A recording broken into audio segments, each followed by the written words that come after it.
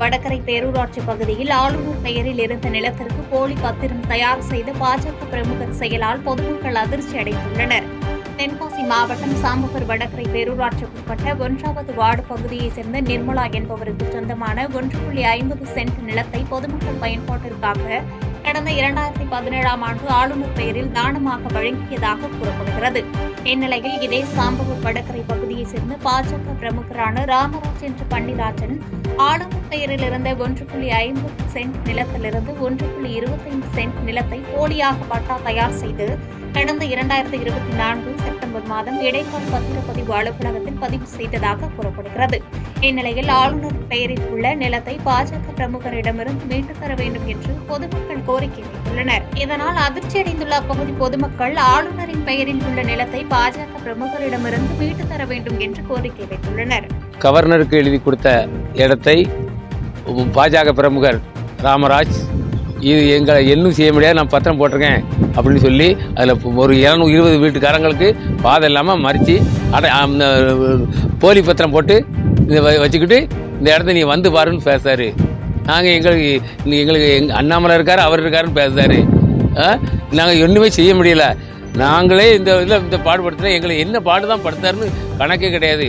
அவர் rowdyism மாதிரி பண்ணாரு. சாம்பலில் அவர்கிட்ட ஒரு ஜனம் கூட பேசாது, அந்த அளவுக்கு வச்சுருக்காரு. இப்படி தான் அவர் வாழ்ந்துகிட்டு இருக்காரு. இதுக்கு எல்லாத்தையும் பழி வாங்கிட்டு இருக்காரு. கவர்னருக்கு எழுதி கொடுத்த இடத்தையும் அவர் இந்த பண்ணாருன்னா இதுக்கு நீங்கள் தகுந்த நடவடிக்கை எடுத்து இப்போ சப்ரசர் எல்லாத்தையும் தகுந்த நடவடிக்கை எடுத்து இந்த பாதை எங்களுக்கு பயன்பாட்டுக்கு தரணும்னு.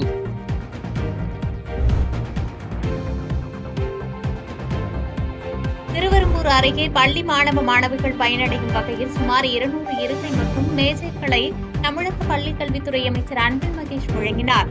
திருச்சி மாவட்டம் திருவெரும்பூர் அருகே காட்டூர் ஆதிதிராவிடர் நல பெண்கள் மேல்நிலைப் பள்ளியில் தமிழக முதல்வரின் நமக்கு நாமே திட்டத்தின் மூலம் 200 இருக்கை மற்றும் மேசைகள் வழங்கும் விழா நடைபெற்றது. இந்நிகழ்வில் திருவெரும்பூர் சட்டமன்ற உறுப்பினரும் தமிழக பள்ளிக் கல்வித்துறை அமைச்சருமான அன்பில் மகேஷ் பொய்யாமொழி சிறப்பு விருந்தினராக கலந்து கொண்டு தனது சட்டமன்ற தொகுதிக்குட்பட்ட அரசு பள்ளிகளுக்கு 32 லட்சம் மதிப்பீட்டில் சுமார் 200 எண்ணிக்கையிலான இருக்கை மற்றும் மேசைகளை பள்ளி குழந்தைகளின் பயன்பாட்டிற்காக வழங்கினார். மேலும் பள்ளி குழந்தைகளுடன் அந்த மேசைகளில் அமர்ந்து புகைப்படம் எடுத்துக் கொண்டார்.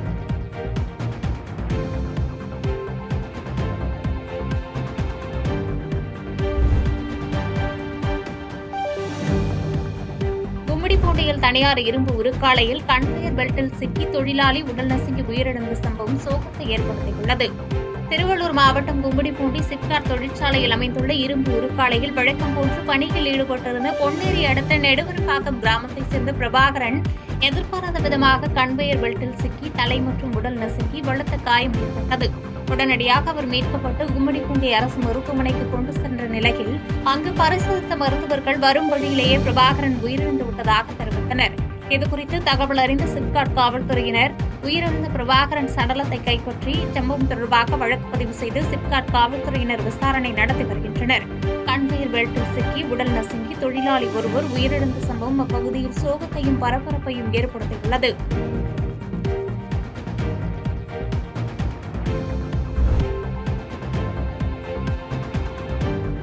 தமிழ்நாடு முழுவதும் பல்வேறு இடங்களில் நடந்த திருட்டுச் சம்பவங்களில் தொடர்புடைய கும்பல் ராசிபுரத்தில் பிடிபட்ட நிலையில் போலீசாரிடமிருந்து தப்ப முயன்ற 2 கொள்ளையர்களுக்கு கை காலில் எலும்பு முறிவு ஏற்பட்டுள்ளது. நாமக்கல் மாவட்டம் ராசிபுரம் அடுத்த முத்துக்காளிப்பட்டியைச் சேர்ந்தவர் கோமதி. இவர் கூட்டுறவு சங்க ஊழியராக பணிபுரிந்து வருகிறார். இவர் கடந்த ஜனவரி 20ஆம் தேதி தனது வீட்டின் பூட்டை உடைத்து மர்ம நபர்கள் 18 சவரன் தங்க நகையை திருடி சென்றுவிட்டதாக ராசிபுரம் காவல் நிலையத்தில் புகார் அளித்திருந்தார். இந்த புகாரை பெற்ற ராசிபுரம் காவல்துறையினர் வழக்கு பதிவு செய்து விசாரணை மேற்கொண்டு வந்தனர். திருட்டு நடைபெற்ற வீட்டின் அருகே இருசக்கர வாகனத்தில் 3 நபர்கள் செல்வதை அறிந்த காவல்துறையினர் பல்வேறு பகுதிகளில் உள்ள சிசிடிவி காட்சிகளை ஆராய்ந்தனர். இந்நிலையில் நேற்று இரவு ராசிபுரம் துணை காவல் கண்காணிப்பாளர் விஜயகுமார் தலைமையில் காவல்துறையினர் வழக்கமான ரோந்து பணியில் ஈடுபட்டிருந்தனர். அப்போது ஒரு பைக்கில் வந்த 3 பேர் போலீசாரை பார்த்ததும் அதிவேகமாக சென்ற நிலையில் விபத்தில் சிக்கி கீழே விழுந்துள்ளனர். அவர்களை பிடித்து போலீசார் விசாரிக்கையில் பல திருட்டு வழக்குகளில் தேடப்பட்ட சென்னையைச் சேர்ந்த டேவிட், மணி, திருப்பூரை சேர்ந்த மணிகண்டன் ஆகிய 3 என்பதும் இதில் 2 கை கால் முறிவு ஏற்பட்டதும் தெரியவந்தது. போலீசாரால் கைதான பிரபல 3 திருடர்கள் மீது மட்டும் 74 வழக்குகள் நிலுவையில் உள்ளது குறிப்பிடத்தக்கது.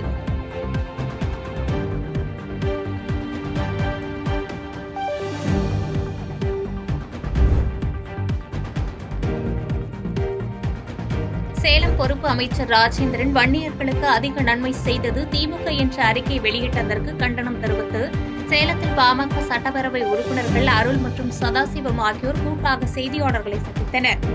தமிழகத்தில் இருந்த முதலமைச்சர்கள் வன்னியர்களுக்கு துரோகம் செய்திருந்தாலும் மிக மிக துரோகம் செய்தவர் திமுக ஸ்டாலின் என்று சாடியதோடு இடஒதுக்கீட்டு போராட்டத்தில் உயிர்நீத்த 21 தியாகிகளுக்கு மணிமண்டபம் கட்டி திறக்கப்பட்டுள்ளது.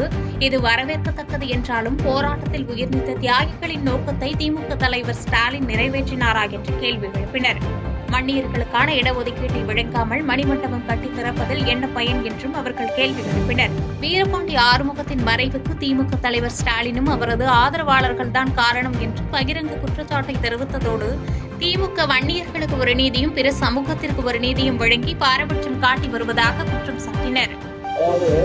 தமிழக வரலாற்றில் வன்னியர்களுக்கு அதிக துரோகம் இல்லை, மிக மிக அதிக துரோகம். ஏன்னா கலைஞர் அவர்கள், இந்தியா அவர்கள், ஜெயலலிதா அவர்கள், முன்னாள் முதலமைச்சர் எடப்பாடி அவர்கள் இதெல்லாம் செய்திருக்காங்க, செய்யாமல் பதிவிட்டு துரோகம் அப்படி இல்லை, அதிக துரோகம் இல்லை, மிக மிக அதிக துரோகத்தை செய்தவர் இன்றைக்கு தமிழ்நாட்டில் முதலமைச்சராக இருக்கிற மாண்புமிகு மு.க. ஸ்டாலின் அவர்கள் உண்மையில் அங்கு அந்த கூட்டத்தில் இருப்பார்.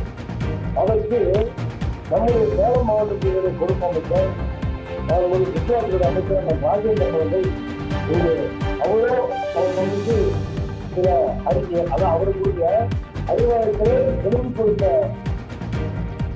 எல்லாமே எழுதி கொடுத்த அறிக்கையில் அவர் பெயரில் அந்த அறிக்கைக்கு நாங்கள் சில விளக்கங்களை கொடுக்க இங்கே விரும்புகிறோம். பாதகம் செய்பவரை கண்டால் நாம் பயம் கொள்ளலாகாது பாப்பா, மோதி மிதித்து விடு பாப்பா, அவர் முகத்தில் உமிழ்ந்து விடு பாப்பா. அண்மை செய்திகளை உடனுக்குடன் தெரிந்து கொள்ள இணைந்திருங்கள் எம் நாடு தொலைக்காட்சியுடன்.